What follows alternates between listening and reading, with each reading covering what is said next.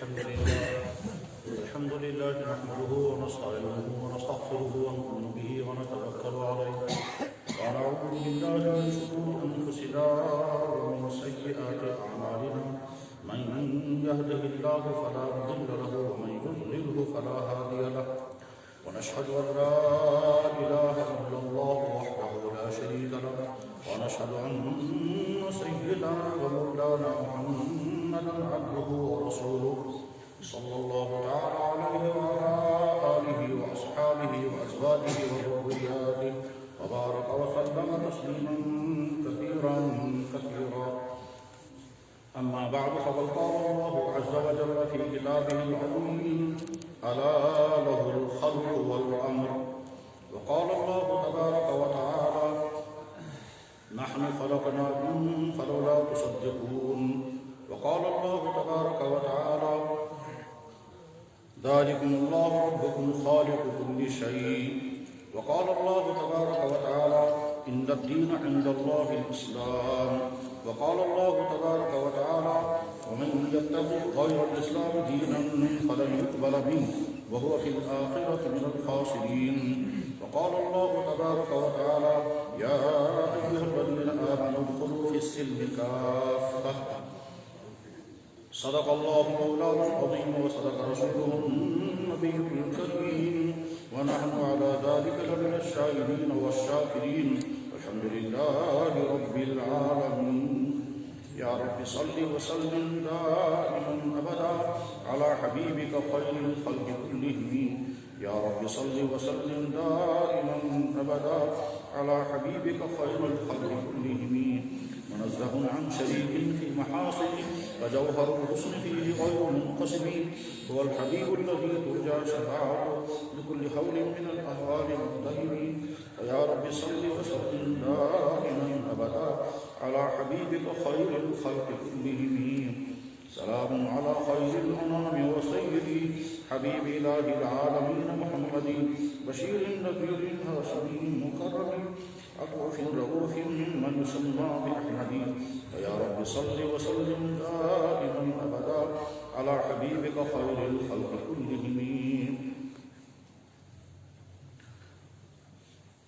میرے محترم بزرگوں اور دوستوں،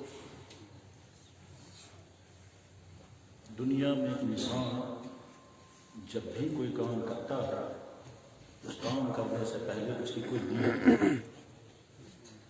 انسان دکان پر جاتا ہے، مقصد ہے چیزیں خریدنا، بچے اسکول جاتے ہیں، مقصد ہے تعلیم پڑھنا، انسان ہاسپٹل جاتا ہے، مقصد ہے ڈاکٹر سے ڈائیگنوز کرانا، علاج کرانا، بیماری دور ہو جائے۔ انسان کھیت میں جاتا ہے، مقصد ہے زمین سے فائدے اٹھانا۔ غرض یہ کہ انسان جب بھی کوئی کام کرتا ہے اس کام کا کوئی نہ کوئی مقصد ہوتا ہے۔ انسان دل کی کہ کام کر بہرحال چاہتا کر اس کام کا نیت۔ ہمارے دین میں بھی یہی حکم ہے۔ اللہ کے نبی علیہ السلام نے فرمایا، بخاری شریف کی پہلی حدیث ہے، انما الاعمال بالنیات، اعمال کا دار و مدار نیت پر ہے۔ کسی بھی کام کے کرنے سے پہلے آپ کا انٹینشن کیا ہے، آپ کس نیت سے یہ کام کر رہے ہیں۔ کبھی ایسا ہوتا ہے بہت اچھا کام آدمی کر رہا ہے، نیت ٹھیک نہیں ہے، اور کبھی انسان بہت چھوٹا کام کرتا ہے لیکن نیت بہت بڑی ہوتی ہے۔ نیت کی وجہ سے کبھی صورتحال بھی بدل جاتی ہے۔ وہ چیزیں، وہ دوائیاں جن دوائیوں میں الکوہل بہت زیادہ ہوتا ہے، وہ دوائی اگر کوئی آدمی استعمال کرے گا دوا کی نیت سے اور ڈاکٹر کے کہنے کے مطابق تو وہ دوا ہے۔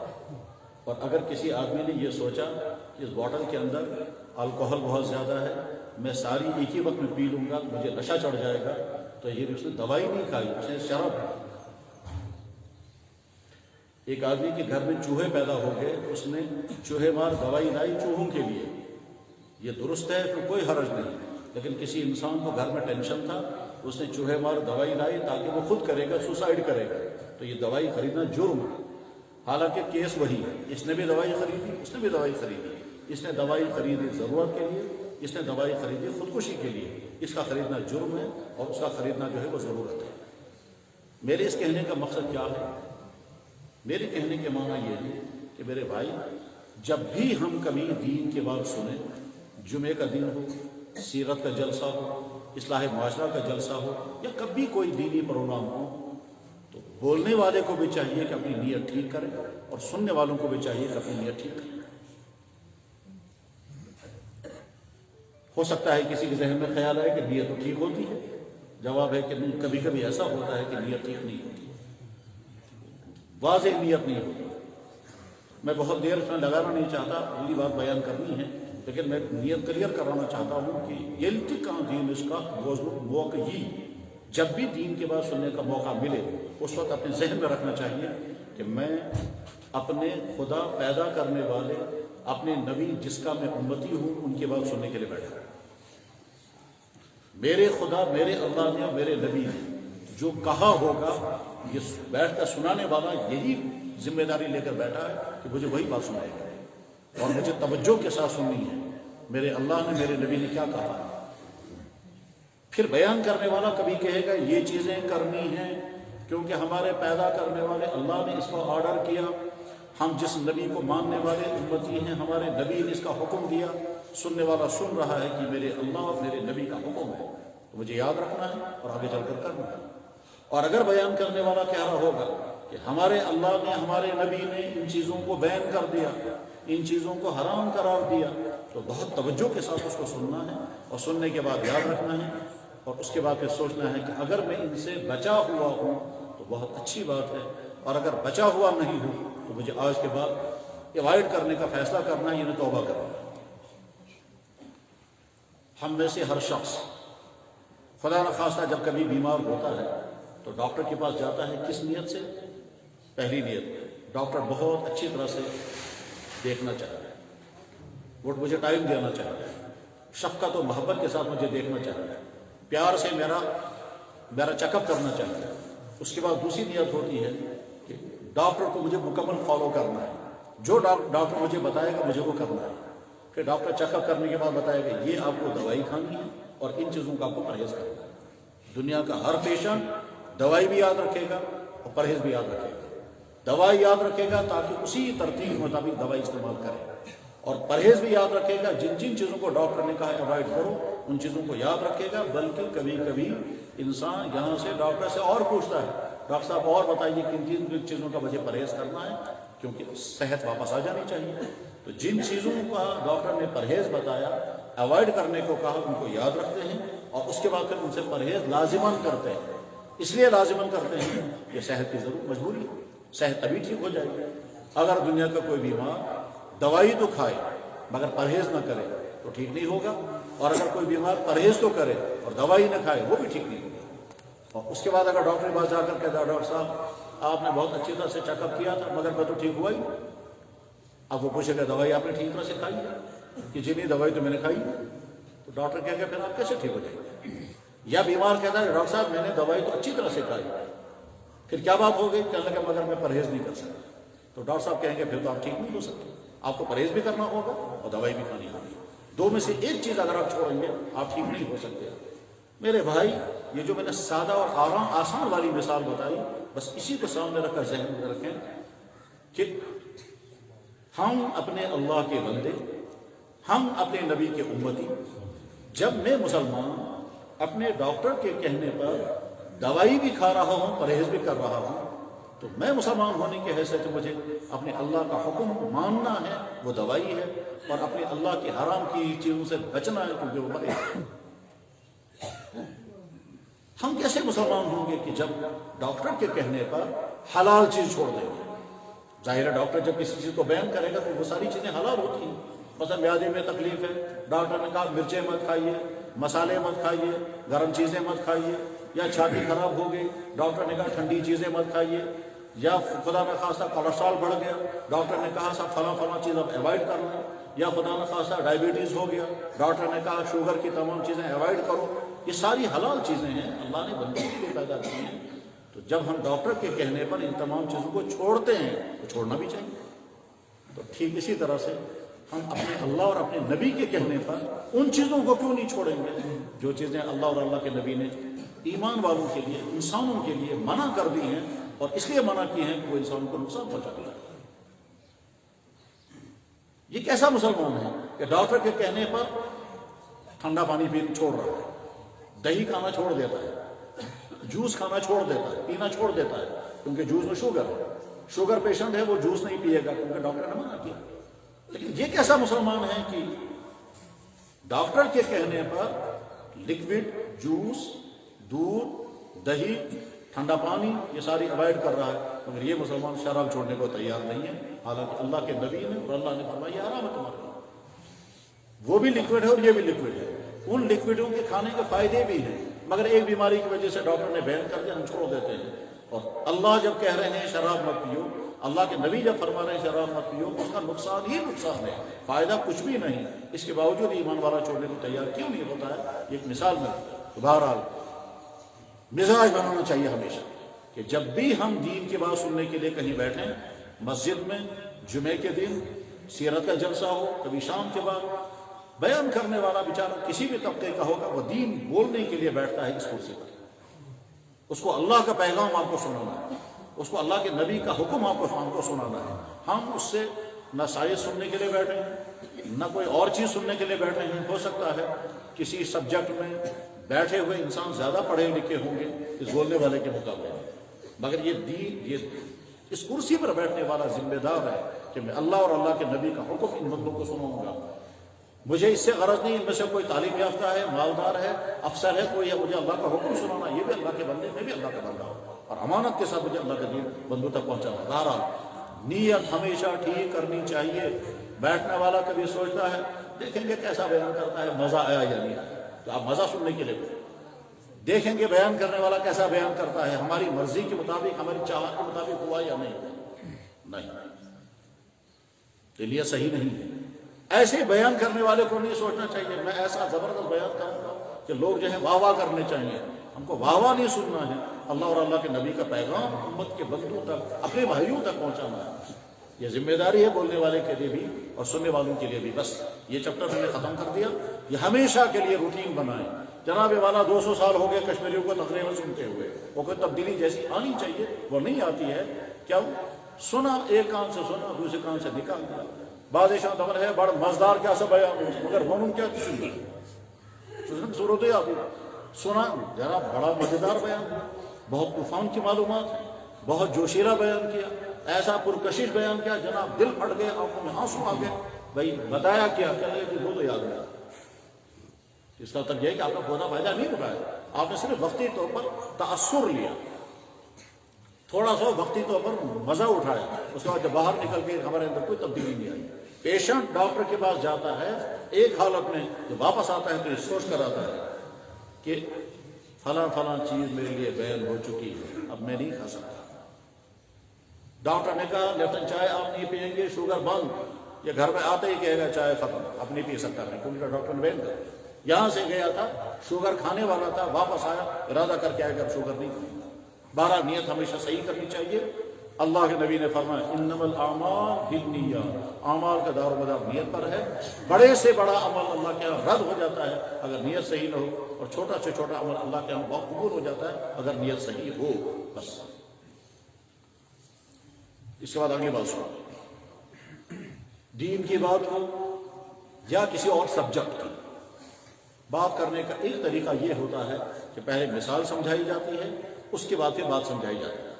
دنیا سے ہر کے سبجیکٹ اس میں جمع کرنا، کلاسن مست شاسن، سکولن مست، مدرسن مست، بیان کرنے والی مشیدن بیان کرنا، تم سے مثال بیان کریں گے، اس کے بعد بات سمجھائیں گے۔ یہ طریقہ اللہ کے نبی کا السلام کا بھی تھا، مثال اس کے بعد بات۔ قرآن میں بھی اللہ تعالیٰ اس اسلوب کو اپناتے ہیں، پہلے مثال سمجھائیں گے پھر بات، کیونکہ مثال سمجھا کر بات سمجھانا کبھی کبھی زیادہ فائدے مند ہوتا ہے بمقابلے اس کے کہ ہم سیدھے تھیوریاں بیان کریں۔ تو تھیوری بیان کرنے سے پہلے اگر کوئی سیمپل بیان کیا جاتا ہے، اسے بات کبھی کبھی زیادہ اچھی طرح سے سمجھ میں آتی ہے، اور کبھی ایسا ہوتا ہے کہ جو مضمون آگے آنے والا ہے اس مضمون کے لیے ذہن کو تیار کیا جاتا ہے مثال کے ذریعے سے، تاکہ اگلی بات آپ سمجھ سکیں۔ حضرات، جس آدمی نے زمین خریدی اسی کو حق ہے یہ فیصلہ کرنے کا کہ اس زمین میں مجھے کیا بنانا ہے۔ مکان بنائے گا، دکان بنائے گا، فصل اگائے گا، میوے دار درخت لگائے گا، یا سبزیاں اگائے گا، کیونکہ زمین اسی کی ہے۔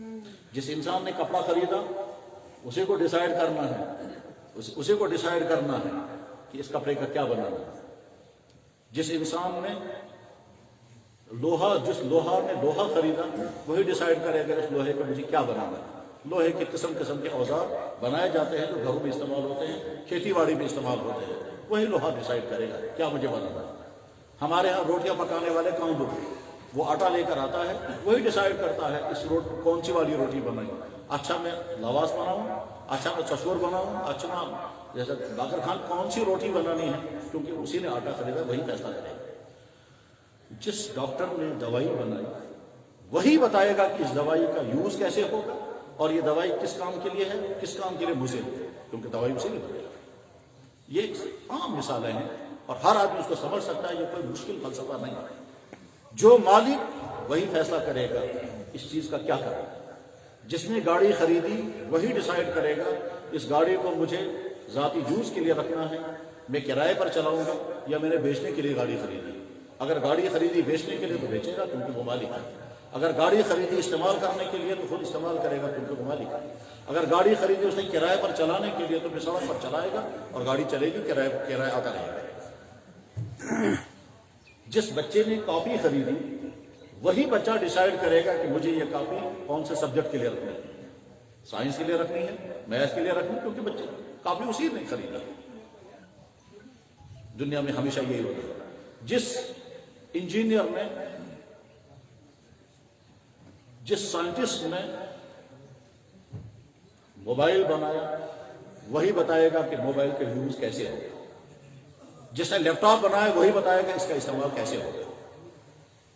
یہ بہت ساری مثالیں، اس کو ہم لمبا کر سکتے ہیں اور ان مثالوں کا خلاصہ یہی نکلے گا کہ مالک کو حق ہوتا ہے یہ ڈیسائیڈ کرنے کا اس چیز کا مجھے کیا کرنا ہے، کیونکہ وہ مالک ہے. آپ نے دکان کرائے پر لی، آپ کو فیصلہ کرنے کا حق ہے. آپ کپڑے کا کاروبار کریں گے، لوہے کا کاروبار کریں گے، کریانے کا کاروبار کریں گے، اناج بیچنے کا خریدنے کا کام کریں گے، کیا چیز کریں گے، کیونکہ آپ دکان کے مالک ہیں. میرے بھائی اس مثال کو ذہن میں رکھ کر دیکھیں. یہ ساری کائنات خود نہیں بنی، دنیا کی کوئی چیز خود نہیں بنا کرتی. اس ساری کائنات کو بنانے والا کون ہے؟ وہ بنانے والا خود کہتا ہے میں اس کائنات کا بنانے والا ہوں، میں ہی تمہارا رب ہوں. نحن خلقناکم، میں نے تمہیں پیدا کیا. فلولا تصدقون، تم کیوں نہیں مانتے؟ ساری کائنات کے بنانے کا فیصلہ کر کے بھی کہتے ہیں ذالکم اللہ ربکم، یہی ہے جس نے تمہاری یہ ساری کائنات بنائی. اللہ نے یہ زمین بنائی، اس زمین سے وہ ساری چیزیں اگائیں جس کی انسانوں کو ضرورت ہے. اللہ نے انسانوں کو بسایا، ان انسانوں کو زندگی گزارنے کے لیے جو جو کچھ چاہیے تھا وہ سارا چیز مہیا کر دیا. انسان ہوا کے بغیر جی نہیں سکتا، اللہ نے انسانوں کے لیے ہوا مہیا کر دی. اور ہوا ہی نہیں، آج تو چونکہ علم کا زمانہ ہے، انفارمیشن کا زمانہ ہے، آج اور ترقی کر کے کہتے ہیں کہ ہوا نہیں بلکہ آکسیجن. اور آکسیجن کو جنریٹ کیسے کیا جاتا ہے اور آکسیجن کو کاربن ڈائی آکسائڈ کو بیلنس کیسے اللہ نے کیا، یہ سائنس پڑھنے والے اسکولوں میں ہمارے ٹیچرز بچوں کو پڑھاتے ہیں. یہ وہاں کا سبجیکٹ ہے. وہی اللہ ہے کہ جس نے انسان کو زندہ رکھنے کے لیے جو ہوا چاہیے تھی وہ ہوا کا سسٹم، اور اس کے بعد پھر باڈی کے اندر ہوا لینے کا اور ہوا باہر نکالنے کا سارا سسٹم پیدا کیا. انسان پانی کے بغیر زندہ نہیں رہ سکتا تھا. اللہ نے اس انسان کے لیے پانی اتارا، اور پانی اتارنے کے لیے اتنا لمبا نظام چلایا، اتنا لمبا پروسیس شروع کیا ہے. کاش ہم اس سائنس کو پڑھیں اور پڑھنے کے بعد سمجھ سکیں گے کہ پانی کیسے دنیا میں پہنچتا ہے، کیسے سمندر کا نمکین پانی کنورٹ ہو جاتا ہے بادلوں کے اندر، پھر وہ بادل کیسے واپس پانی بن جاتے ہیں، پھر قطروں کی شکل میں کیسے زمین پر اترتے ہیں، پھر کیسے زمین میں سٹاک رہتا ہے، پھر کیسے واپس سے چشمے کی شکل میں نکلتے ہیں، اور اس کے بعد پھر ہم تک وہ پانی پہنچتا ہے. اور ہم وہ پانی خود بھی پی رہے ہیں، اپنی زمینوں کو سیراب کر رہے ہیں، اپنے جانوروں کو پلا رہے ہیں. اسی ایک پانی سے صفائی بھی ہو رہی ہے، اسی ایک پانی سے انسان کی پیاس بھی گزر رہی ہے. اللہ تعالیٰ قرآن کریم میں جگہ جگہ قرآن میں فرماتا ہے میں نے تمہارے لیے پانی برسایا، قطروں کی شکل میں برسایا. تم سٹاک نہیں کر پاؤ گے، تم جمع نہیں کر سکو گے، میں تھوڑا تھوڑا اتارتا ہوں اور اس طرح اتارتا ہوں کہ تم سیلاب کی زد میں نہیں آؤ گے. پھر میں زمین میں جمع کر کے رکھتا ہوں، لیکن زیادہ نیچے نہیں لے جاتا، کیونکہ زیادہ نیچے لے جاؤں گا تم واپس چڑھا نہیں سکو گے. یہ سب قرآن ہے. یہ جو کچھ میں بول رہا ہوں ایک ایک لفظ قرآن کریم میں حوالے ساتھ نہیں دے رہا ہوں کیونکہ وقت کم ہے. اور اگلی جو بات بتانی ہے وہ بتانے کا وقت نہیں رہے گا.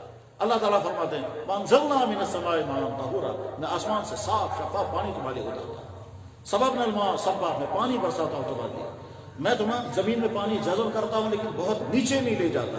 اگر بہت زیادہ نیچے لے جاؤں گا پھر واپس چڑھا نہیں پاؤ گے. تو اولم يروا أَنَّا قُلْ أَرَأَيْتُمْ إِنْ أَصْبَحَ مَاؤُكُمْ غَوْرًا، اگر میں پانی بہت نیچے لے جاؤں گا تم چڑھا نہیں سکو گے. دنیا میں انسان کو زندگی گزارنے کے بہت توجہ سے سنتے رہیں وہ نکل جائے گا، ورنہ اگر آپ نے ادھر ادھر توجہ کی. اللہ دنیا میں انسان اپنی زندگی نہیں گزار سکتا اگر اس کے لیے غذائیں نہ ہوں. اور اللہ نے غذاؤں کے پیدا کرنے کا پورا نظام بنایا، قسم قسم کی غذائیں جن میں ٹیسٹ بھی الگ رکھے، فائدے بھی الگ رکھے، پیکنگیں بھی الگ رکھی، اور موسموں کی رعایت بھی کی کہ کس موسم میں تمہارے لیے کیسی غذا ہونی چاہیے، وہ ساری اللہ تعالیٰ شان نے پیدا کی. قرآن کریم میں اللہ تعالیٰ جگہ جگہ فرماتے ہیں سبحان الذی خلق الازواج کلها مما تنبت الارض وآیۃ لهم الارض المیتۃ احییناها واخرجنا منها حبا. میں اسی زمین سے قسم قسم کے اناج تمہارے لیے نکالتے ہو، اس اناجوں میں سے کچھ تم خود کھاتے ہو، کچھ جانوروں کو کھلاتے ہو. کلوا وارعوا انعامکم، خود بھی کھاؤ اور اپنے جانوروں کو بھی کھلاؤ.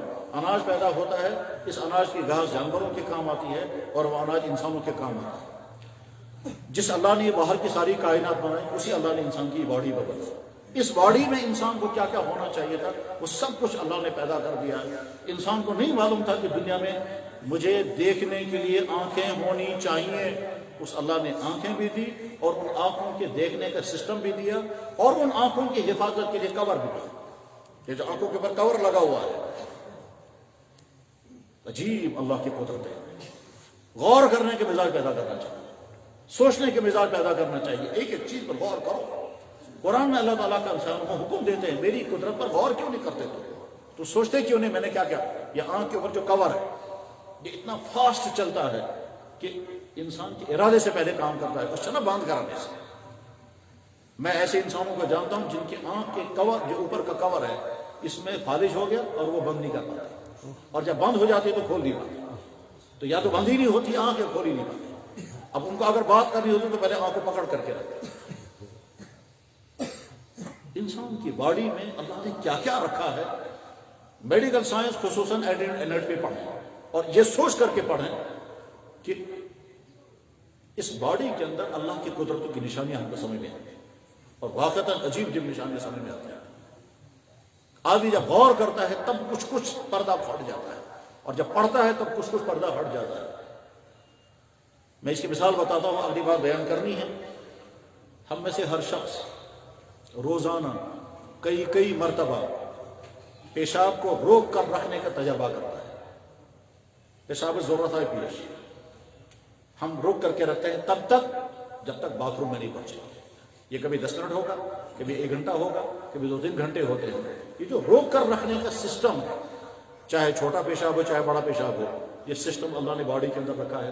اگر یہ سسٹم نہ ہوتا تو پھر کیا نتیجہ نکلتا؟ سوچو نا. اگر یہ سسٹم ایسے نہ فرائض تو اسے پیشاب تھاون چیز رکائی. یہ جو پیشاب ہم روک کر رکھتے ہیں، اگر اللہ نے فرمایا تو لوگ رسی میں دیتا ہوں، جو ہی پیشاب آئے گا نالی میں رسی میں لے باؤں دو، اور جب تک باتھ روم نہیں پہنچو گا رسی کھولنا تو پیشاب کی نالی سے پیشاب چلنے لگے گا. تو بہت بڑی الجھن تھی ہمارے لیے. لیکن اللہ نے کہا بس تمہارے ارادے کے تابع میں نے کر دیا. پھر ہم ارادہ کر کے رکھتے ہیں ابھی مجھے پیشاب نہیں کرنا ہے، تو بعض جوان 5-5 7-7 گھنٹے تک پیشاب روک کر کے رکھتے ہیں. یہ روکنے کا سسٹم اللہ نے کہاں رکھا ہے؟ ایسا مسئلہ ہوا شکر بولو تو کتنوں نے شکر پڑا ہوگا؟ جواب ہے شاید کبھی بھی نہیں، کیونکہ خیال ہی نہیں گیا. یہ بھی اللہ کی نعمت ہے. سمجھ میں یہ تب آئے گا جب پیشاب انکنٹرول ہو جائے گا اور ہر وقت قطرے نکلنے لگے. میں نے ایک دفعہ بڑے عالم سے پوچھا کہ حضرت آپ کا ادھر ادھر سفر بند ہو گیا ہے، آپ کہیں نہیں جاتے، آپ تو بہت سفر کرتے تھے، بیان کرتے تھے جگہ جگہ رات و دن. کہنے لگے بیٹا سب ختم ہو گیا. میں نے کہا کیا ہوا؟ کہنے لگے تم کو کچھ بدبو آ رہی ہے کمرے میں؟ میں نے کہا جی ہاں بدبو آ رہی ہے. کہنے لگے بڑے پیشاب کو کنٹرول کرنے کا سسٹم فیل ہو گیا، اس لیے ہر وقت تھوڑا تھوڑا. اب میں کیسے کہیں جاؤں گا؟ اللہ کی قدرت ہے. قرآن میں اللہ تعالیٰ کہتے ہیں میرے بندو تمہارے جسم میں نے اپنی قدرت کیا کیا رکھی ہے اس پر غور کرو. وفی انفسکم افلا تبصرون، تمہارے جسم میں نے کیا کیا رکھا ہے اس پر غور کرو. سنوریہم آیاتنا فی الآفاق وفی انفسہم، کائنات کے چپے چپے میں میری قدرت کی نشانیاں پھیلی ہوئی ہیں اور تمہارے جسم کے اندر میری قدرت کی نشانی پھیلی ہوئی ہے۔ اب جب انسان کو بھی اللہ ہی نے پیدا کیا اور کائنات بھی اللہ ہی نے پیدا کیا، اس انسان کو کیا کیا ہونا چاہیے تھا، اللہ نے انسان کو انسان کے مانگے بغیر وہ ساری چیزیں مہیا رکھی۔ انسان کو نہیں معلوم تھا دنیا میں کہ مجھے خاص ٹائم آنا چاہیے جس میں میں سو سکوں، تو نیند اور نیند لانے کا سارا سسٹم، اور اس نیند کی وجہ سے انسان پھر فریش ہو جاتا ہے، یہ سارا سسٹم اللہ نے رکھا پھر نیند نہیں۔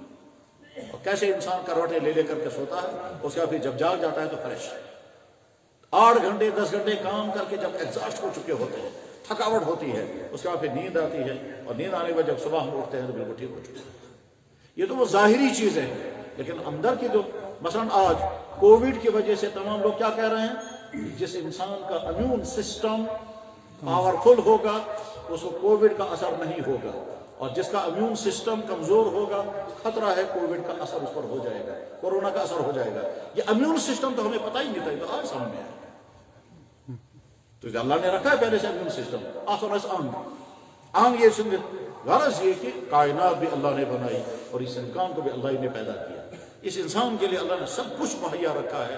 قرآن میں اللہ تعالیٰ شان اپنی قدرتوں کا تعارف جب کراتا ہے تو یہ کہتا ہے میرے بندو تجھے میں نے پیدا کیا ماں کے پیٹ میں، اور تیری شکل میں نے بنائی، اس وقت میں نے نہ کسی سے مشورہ کیا، نہ مجھے کسی کی ہیلپ کی ضرورت تھی، نہ مجھے کسی کی مدد کی ضرورت تھی، نہ تمہارا کچھ سوچا، تمہارا اتنا ہی کام تھا تمہارے جسم سے ایک سپرم منی کا قطرہ سیمن تمہارے جسم سے نکلا، اور وہ سیمن بھی تم نے نہیں بنایا، اس سیمن کے اندر کتنے سپرم ہونے چاہیے وہ بھی تم نے نہیں بنایا، وہ میں نے بنائے، اور اس کے بعد تم عورت کے جسم تک وہ پہنچاتے ہو، اس پہنچانے کے سسٹم میں میں نے رکھا، اور اس سسٹم میں میں نے مزہ بھی رکھا تمہارے لیے، تاکہ تمہیں مشکل نہ آئے، تمہیں طبیعت اکتا نہ جائے کہ کون کرے گا یہ کام، کون کرے گا، میں نے اس میں مزہ رکھ دیا ہے تاکہ تم خوشی کے ساتھ وہ کام کرو گے۔ تمہارے جسم سے ایک لکوڈ نکلتا ہے، عورت کے جسم سے ایگ نکلتا ہے، وہ ایگ بھی میں ہی بناتا ہوں، اس کے بعد پھر یہ ماں کی اوری میں رحم میں جمع ہو جاتا ہے، پھر میں اس کو انسان بنانے لگتا ہوں۔ اس انسان بنانے میں صرف میری قدرت کام کرتی ہے، تم کچھ نہیں کر سکتے،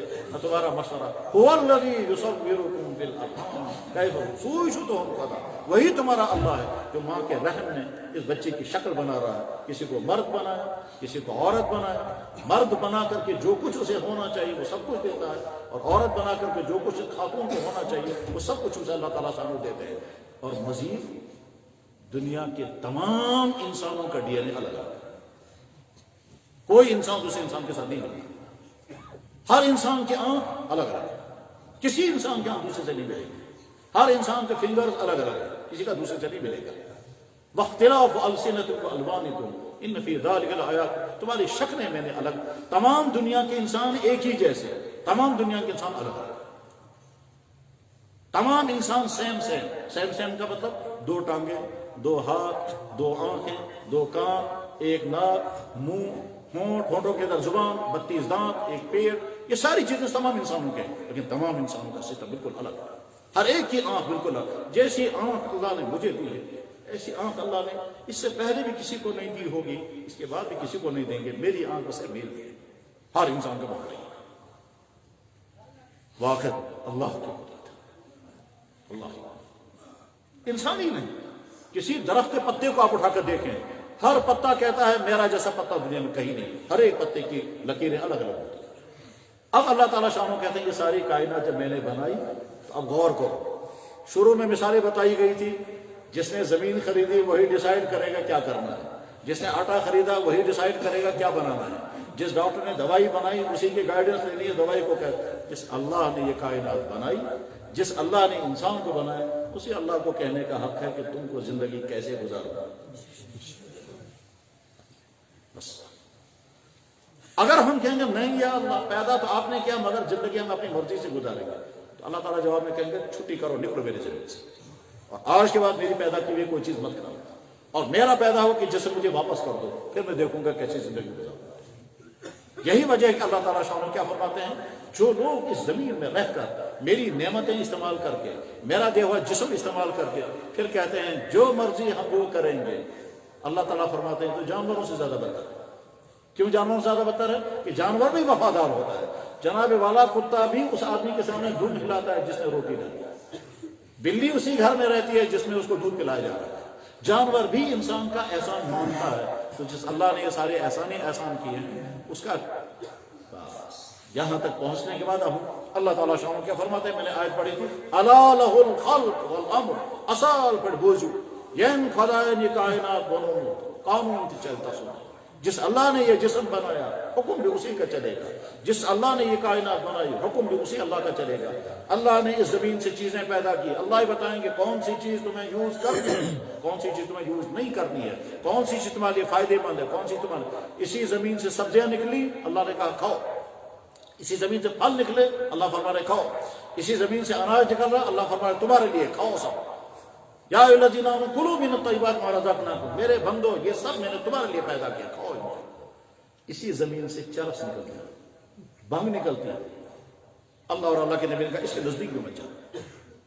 ہم کہہ سکتے ہیں یا اللہ یہ بھی تو آپ ہی نے پیدا کیا ہے، تو آپ کیوں منع کر رہے ہیں کہ میرے بندے یہ تیری صحت کے لیے مضر ہے، یہ تیرے اخلاق کو تباہ کرے گا، یہ تیرے پیسے کو برباد کرے گا، اس کے نزدیک مت جاؤ۔ جس اللہ نے پیدا کیا وہی کہہ رہے ہیں مت کھاؤ۔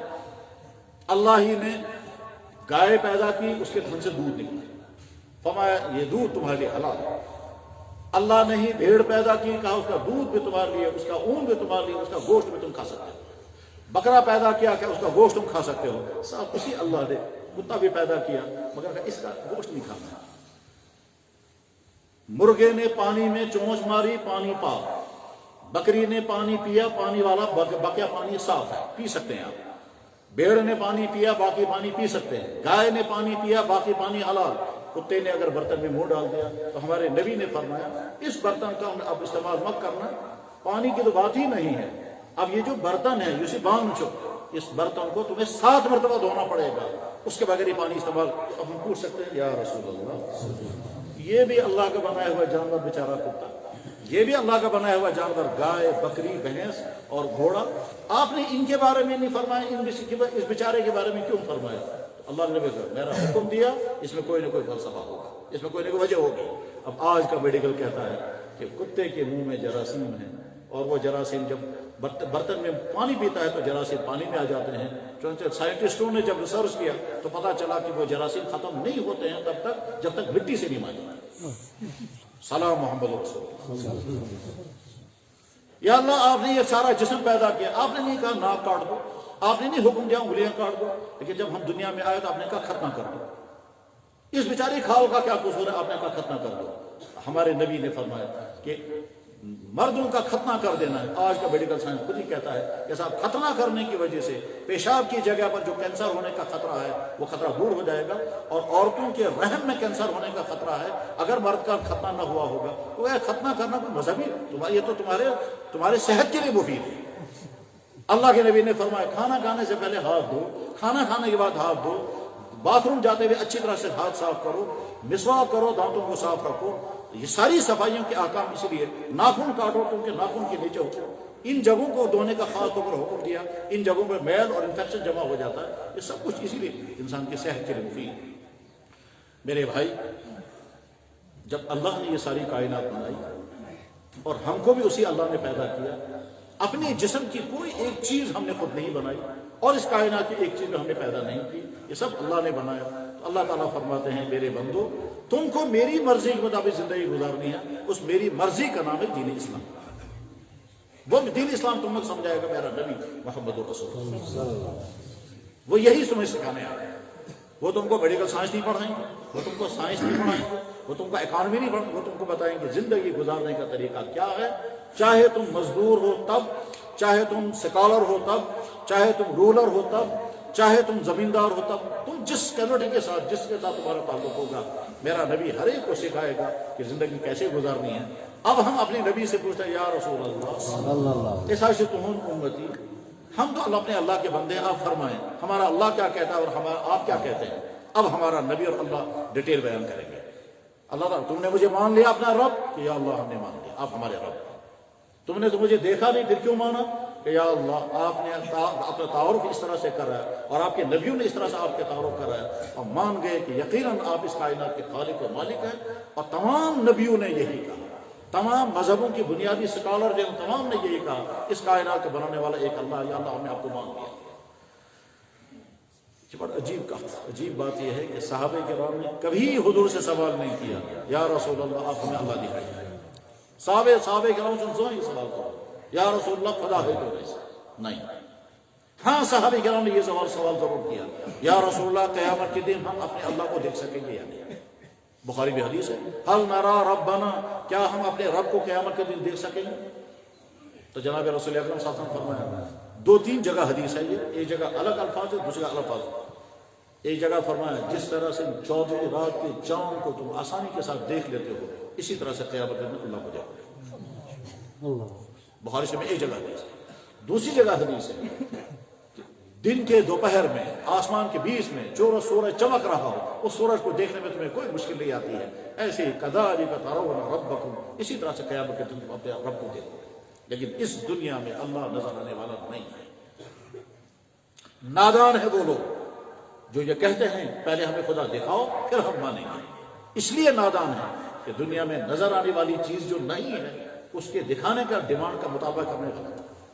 اگر کہا انسان میں وہی لحاظ زمانی عقل، اگر کہا انسان میں وہی، اگر کوئی انسان مجھ سے کہے گا روح دکھائیے، عقل دکھائیے، بھوک دکھائیے، آپ اپنی انٹینشن دکھائیے، آپ اپنی فیلنگ دکھائیے، آپ اپنے ایموشن دکھائیے، جواب ہے یہ نظر آنے والی چیزیں نہیں، یہ فیل کرنے کی چیزیں ہیں، دیکھنے کی چیزیں نہیں ہیں۔ تو جیسے ایک دفعہ ایک صاحب مجھے میرے کہنے لگا جناب جب ہم نے خدا کو دیکھا نہیں ہم کیوں مانیں گے؟ اس کا اعزاز معلوم خدا یہ نہ یوسنا خوشبو سے کیا اعزاز میں تو بس یار ہوا چورا خوشبو، ہوا آپ نے دیکھی؟ کہے گا نہیں ہوا تو نہیں دیکھی۔ آپ کو یقین ہے کہ ہوا ہے؟ کہے گا ہوا تو ہے۔ ہوا کے اندر کاربن ڈائی آکسائڈ بھی ہے، مونو آکسائڈ بھی ہے اور آکسیجن بھی ہے، آپ نے دیکھی ہے کبھی الگ الگ؟ کہے گا جی نہیں۔ تو پھر کیسے مانتے؟ کائنات کی بے شمار چیزیں وہ ہیں جو نظر آنے والی نہیں ہیں، انرجی کی قسمیں وہ بھی ہیں جو نظر نہیں آتی ہے۔ بجلی کے تار کے اندر جو کرنٹ ہے وہ کرنٹ کبھی نظر نہیں آتا، مگر کرنٹ ہے، نظر آئے گا وہ لمپ سے۔ جب بلب جل رہا ہے یہ علامت ہے کہ کرنٹ اندر سے پیچھے سے ہے، لیکن اگر تار کھول کر دیکھیں گے وہاں نظر کچھ نہیں آئے گا۔ ہائیٹیشن لائن اوپر سے گزرتی ہے، کس کو بجلی نظر آئے گی؟ ہاں تار نظر آئے گی، تار کے اندر جو کرنٹ ہے وہ نظر کبھی نہیں آئے گا، لیکن ہے۔ بس قائم یا اللہ ہم نے آپ کا اپنا اللہ مانا اور آپ کے نبی محمد رسول اللہ کا اپنے۔ اب اللہ تعالیٰ فرماتے ہیں اور اللہ کے نبی فرماتے ہیں ہر ایمان والے مسلمان پر دو چیزیں لازم، دو چیزیں۔ نمبر ایک اللہ کے احکام پورا کرنا جن کا تعلق اللہ کی ذات کے ساتھ ہے، عبادت، نماز ہر مسلمان پر فرض، روزہ ہر مسلمان پر فرض، زکوٰۃ دینا ہر مالدار مسلمان پر لازم، اور اچھی طرح سے حساب کر کے زکوٰۃ ادا کرنی ہوگی۔ زمین کی پیداوار، دکانوں کی آمدنی، ملازمتوں کی تنخواہیں، گولڈ ہو، جو بھی شکلیں ہوں تمام زکوٰۃ نکالنا ضروری ہے تاکہ خدا کے غریب بندوں تک مال پہنچے، یہ ہمارے دین کا لازمی ہے۔ اور جب مالدار مسلمان ہوگا تو اس پر حج کا نفاذ، یہ صرف اللہ کی ذات کے ساتھ۔ اس کے بعد اللہ اور اللہ کے نبی فرما رہے ہیں مخلوقات کے ساتھ تمہارا رویہ کیا ہونا چاہیے کہ دیکھو نمبر ایک اپنے والدین کے ساتھ بہترین سلوک کرو گے، حتیٰ کہ اگر کسی کا والد ایمان والا نہیں ہے تب بھی اس کو اپنے والد کی خدمت کرنا ضروری ہے، تب بھی اس کو کیئر کرنا ضروری ہے، تب بھی اس کے خرچے کرنا ضروری ہے، تب بھی اس کے لیے کھڑا رہنا ضروری ہے، اور ہر بات اس کی ماننی ہے۔ ایک بات نہیں ماننی ہے، اگر وہ کہے گا بیٹا تم اسلام چھوڑ کر واپس آ جاؤ تو مسلمان مت بنو، تو یہ بات نہیں ماننی ہے۔ باقی ماں باپ کی ہر طرح کی خدمت ہمارے دین کا حکم ہے۔ ہمارا اللہ ہم سے یہ کہتا ہے اپنی بیوی بچوں کے ساتھ بہترین سلوک کرو، ہمارا اللہ کہتا ہے اپنی بیویوں کے ساتھ بہترین سلوک کرو، نبی نے فرمایا بہترین بیویوں کے ساتھ بہترین، قرآن نبی اور نبی ہمارے اللہ اور ہمارے نبی نے فرمایا اگر اللہ نے تمہیں اولاد عطا کی ہے تو اپنی اولاد کی صحیح تربیت کرو، ایسا نہ ہو تمہارے گھر میں پیدا ہونے والا بچہ بگڑ جائے، یہ چرسی بن جائے، یہ شرابی بن جائے، یہ چوریاں کرنے لگے، یہ برے کردار والا ہو، یہ گندے کاموں میں پھنس جائے۔ تمہارے گھر تمہارے اوپر ذمہ داری ہے اپنے بچوں کی صحیح تربیت، جیسے تم اپنے بچوں کو تعلیم دو گے، جیسے اپنے بچوں کی صحت کی فکر کرو گے، ٹھیک اسی طرح سے تمہیں لازم ہے اپنے بچے کے ایمان اور ان کے کردار کی فکر کرنا۔ ہمارا دین حکم دیتا ہے اپنے رشتہ داروں کے ساتھ بہترین سلوک کرو۔ فرمایا جناب رسول اکرم صلی اللہ علیہ وسلم ذل من قطعک واعف عمن ظلمک واحسن الی من اساءک، جو رشتہ دار تم سے دور ہو رہے ہیں ان کو انہی کے نزدیک جاؤ، جو تمہارے ساتھ غلط تعلقات کر رہے ہیں ان کے ساتھ اچھے تعلقات جوڑو، جو تم پر ظلم کر رہے ہیں ان کو معاف کرو اور اچھا سلوک ان کے ساتھ کرو. یہ ہمارے نبی کا حکم ہے. ہمارا دین حکم دیتا ہے تم اگر دکاندار ہو تو کسٹمر کو دھوکہ مت دینا، اگر تم کسٹمر ہو تو دکاندار کا مال مت کھانا. ہمارا دین حکم دیتا ہے اگر تم دفتروں کے افسر ہو تو کام لوگوں کے کرنا، رشوتیں مت کھانا، کام چوری مت کرنا، کام لٹکانا مت، اور اپنے ماتحتوں پر ظلم مت کرنا. تم اگر ملازم ہو تو لوگوں کے کام کرنا اور اپنے افسر کی بات ماننا. ہمارا دین حکم کہتا ہے کہ کمائی کے جو سورس تمہارا ہے اس کمائی کے سورس کو اچھی طرح سے چیک کرو، اس میں کوئی غلط نہیں ہونا چاہیے. کوئی دکاندار ملاوٹ کا مال بیچے، غلط ریٹ لگائے، ایکسپائر مال بیچے، یہ جرم ہے. اللہ کے نبی علیہ السلام نے فرمایا ایسے تمام تاجر جہنم میں جائیں گے.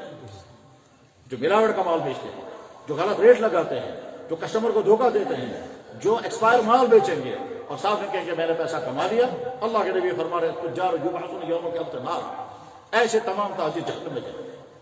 فرمایا جناب رسول اکرم صلی اللہ علیہ وسلم نے اللہ جب تمہیں کوئی کام حوالہ کرے گا وہ تمہارے پاس امانت ہے، اس امانت کے مطابق کام کرنا. یعنی تم اگر کسی کے ملازم ہو، چاہے کسی ادارے کے، چاہے کسی ڈپارٹمنٹ کے، چاہے کسی دکاندار میں، چاہے کہیں بھی ہو، تم ذمہ دار ہو، امانت داری کے ساتھ ڈیوٹی پوری دینا، اور ڈیوٹی کے بدلے میں تمہاری تنخواہ ہے. تم نے کام نہیں کیا تنخواہ تمہاری حلال نہیں ہوگی. ویل للمطففین، برباد ہو جائیں وہ لوگ جو تنخواہ پوری لیتے ہیں، کام نہیں کرتے. یہ ہمارے دین کے احکام. اللہ حکم دے رہے ہیں غریبوں کی فکر کرنا.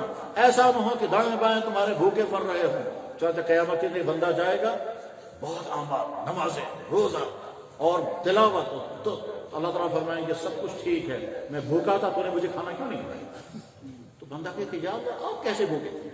تو میرا فلاں بندہ بھوکا تھا، تو عیش کر رہا تھا ان کو تو نے نہیں کھلایا. میں ننگا تھا تو نے کپڑا نہیں، مجھے کپڑا کیوں نہیں دیا؟ کہ یا اللہ آپ کہاں ننگے ہو سکتے ہیں؟ کہا میرا فلاں بندہ ننگا تھا تو نے کپڑا نہیں پہنا. تو گیا غریبوں کو کیئر کرنا، ان کا مدد پہنچا دیا. ہمارا دین ہمیں حکم دیتا ہے. جیسے یہ دین حکم دیتا ہے نماز پڑھو، روزہ رکھو، زکوٰۃ ادا کرو، حج کرو، قرآن کی تلاوت کرو، ماں باپ کی خدمت کرو، رشتہ داروں کے ساتھ بہتر سلوک کرو، حلال کمائی کماؤ، رشتہ داروں کے ساتھ اچھا سلوک کرو. اسی طرح سے ہمارا دین حکم دیتا ہے تمہارے اخلاق صحیح ہونے چاہیے. تمہاری زبان سے کسی کو تکلیف نہ ہو، تمہارے ہاتھ سے کسی کو تکلیف نہ ہو، تمہارے رویے سے کسی کو تکلیف نہ ہو. یہ تمام احکام کرنے کے لیے. اور اس کے بعد اگلا چیپٹر آتا ہے. اللہ اور اللہ کے نبی نے ایک پوری لسٹ بنائی ہے کہ ان تمام کاموں سے تمہیں بچنا ہے، اور وہ لسٹ بنائی ہے. اور قرآن نبی اللہ تعالیٰ شان بار بار کہتے ہیں یہ چیزیں تمہاری حرام ہیں، اور اللہ کے نبی بھی بیان کرتے تھے. اتنا اہم ہے اللہ تعالیٰ شان قرآن کریم میں کہتے ہیں اپنی نبی سے کل آپ اعلان کر دیں یا ایھا الناس، اے لوگوں آؤ، اتلو ما حرم ربکم علیکم، بوزنامو تو ہی میں تمہیں سناؤں گا تمہارے رب نے کیا کیا چیزیں تمہاری حرام کی. اچھی طرح سے سمجھو ان کو، تمہارا رب کون کون سی چیزیں تمہارے منع کر رہا ہے. نمبر 1 شرک مت کرنا. اللہ کے علاوہ کسی کے ہاتھ میں کچھ نہیں، اللہ کے علاوہ کوئی کچھ نہیں کر سکتا. قاضی الحاجات بھی ایک اللہ، حل المشکلات بھی ایک اللہ. اللہ جو چاہیں گے جس طرح چاہیں گے کر سکتے ہیں. دنیا کے تمام انسان کسی کام کو کرنا چاہیں نہیں کر سکتے اگر اللہ نہیں. اللہ نے فیصلہ کر دیا فلاں انسان کو مرنا ہے، نہ دنیا کے ڈاکٹر بچا سکیں گے، نہ دنیا کی کوئی اور طاقت بچا سکتی ہے. اور اللہ نے فیصلہ کر دیا ابھی اس کو موت نہیں آنی ہے، 10 کینسر کے 100 کینسر ہو جائیں گے، آدمی مرے گا. وما تشاؤون الا ان شاء اللہ، جو اللہ چاہیں گے وہی. تو شرک سے بچنا ہے. اسی طرح سے اللہ اور اللہ کے نبی کہتے ہیں، کیا کہتے ہیں؟ والدین کی نافرمانی مت کرنا. اللہ اور اللہ کے نبی فرماتے ہیں شراب مت پینا، زناکاری مت کرنا، سود مت کھانا، رشوت مت کھانا، بد کلامی مت کرنا، بد عہدی مت کرنا، وعدہ کر کے وعدہ پورا نہیں کرو گے، غلط کمٹمنٹ مت کرنا، حرام کمائی مت کمانا، غیبتیں مت کرنا، کسی پر ظلم مت کرنا. یہ تمام ہر مسلمان پر لازم ہے کہ وہ ہر وقت اپنے سامنے لسٹ رکھے میرے اللہ نے مجھ پر کون چیزیں لازم کی ہیں اور میرے اللہ میرے نبی نے کون سی چیزیں میرے حرام کی ہیں. اگر فرض ہونے والے اعمال انسان کر رہا ہے اور جو چیزیں حرام ہے وہ نہیں، ان سے نہیں بچ رہا ہے تو بچنے والا نہیں ہے. اور اگر حرام چیزوں سے انسان بچتا ہے لیکن جو فرض ہیں وہ نہیں کر رہا ہے تو بچنے والا نہیں ہے. قرآن میں اللہ تعالیٰ کہتے ہیں یا ایھا الذین آمنوا ادخلوا فی السلم کافۃ، اے ایمان والو پورے مسلمان بننا، پارٹ ٹائم مسلمان نہیں بننا. یہ ہمارا دین یہی دین رحمت ہے. اب ہو سکتا ہے کسی انسان کے ذہن میں آئے کہ دین تو بڑا مشکل ہے، اس میں تو یہ بھی بین ہے، اس میں تو یہ بھی بین ہے۔ جواب دین مشکل نہیں ہے، دین بالکل آسان ہے۔ اللہ تعالیٰ فرماتے ہیں میرا دین بالکل آسان ہے۔ فرمایا جناب رسول اکرم صلی اللہ علیہ وسلم حدیث میں ان الدین یسر، میرا دین بالکل آسان ہے، اور یہ تمہاری طبیعتوں، تمہارے مزاج، تمہاری صحت، تمہاری سوسائٹی کے لیے سوٹیبل ہے۔ انسانوں کے اندر اللہ نے جنسی چاہت رکھی ہے، سیکس، اس سیکس کا انکنٹرول ہو جانا یہ بربادی ہے، اسی سے نتیجے میں زناکاری ہوتی ہے۔ اب اللہ تعالیٰ فرماتے ہیں تم نکاح ضرور کرو، ایک سے تمہاری ضرورت پوری نہیں ہوگی دوسرا کر لو، اس سے بھی ضرورت پوری نہیں ہوگی تیسرا کر لو، ان کے حقوق بھی ادا کرنا، ان کو کیئر بھی کرنا، اور لیکن زناکاری نہیں کرنا، بدکاری۔ تم کھاؤ اچھی طرح سے مگر حرام چیز نہیں کھاؤ، اور جو چیزیں میں نے حرام کی وہ تمہارے لیے مضر ہیں، اس لیے میں نے ان کو حرام کر دیا۔ میرے بھائی بس ہر 21 مسلمان میٹر لاگو کہ خدایان کے نبی صاحب کو کیا کیا شخص فرض کرنا بچہ کرنا سو کن خدایان کے نبی صاحب کو کن چیزیں حرام کرنا بچہ پرہیز کرنا کن۔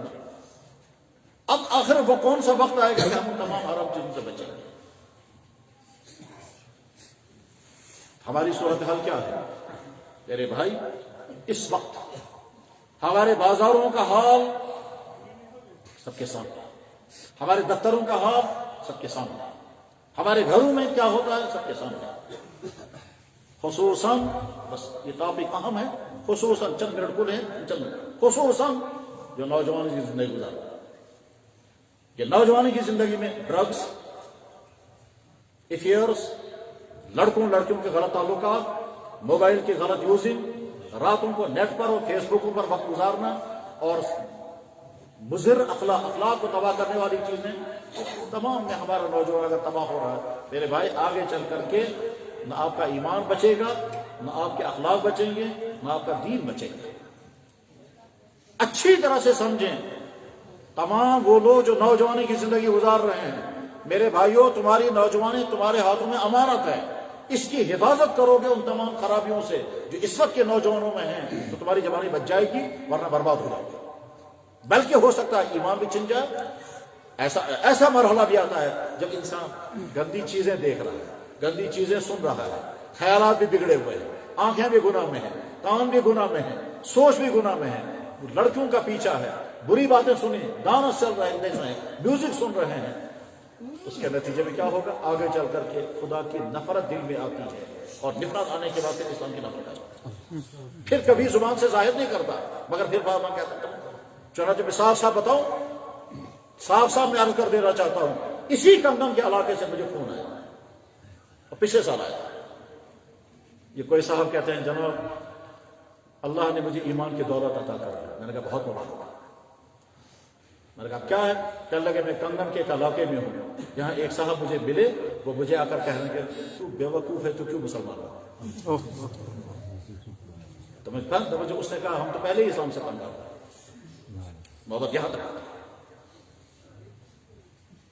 میں نے کہا کون سا؟ اسے کوئی گاؤں کا نام ہی بتایا تھا، کس گاؤں میں تھا وہ بیچارہ، اور وہ مسلمان بنا ہے، شوق سے اس نے اسلام قبول کیا ہے، اور ایک انسان ایمان والے کے گھر میں۔ میرے بھائی ٹریفک دونوں طرف سے چل رہا ہے، ایمان والے اپنے ایمان سے دور جا رہے ہیں اور غیر ایمان والے اللہ ان کو ایمان کی طرف لا رہے ہیں، اور کیسے شوق کے ساتھ لوگ ایمان قبول کرتے ہیں اور ہم سے زیادہ اچھے مسلمان بنتے ہیں، اتنے پیارے ہوتے ہیں وہ، اللہ کے اتنے پیارے ہوتے ہیں۔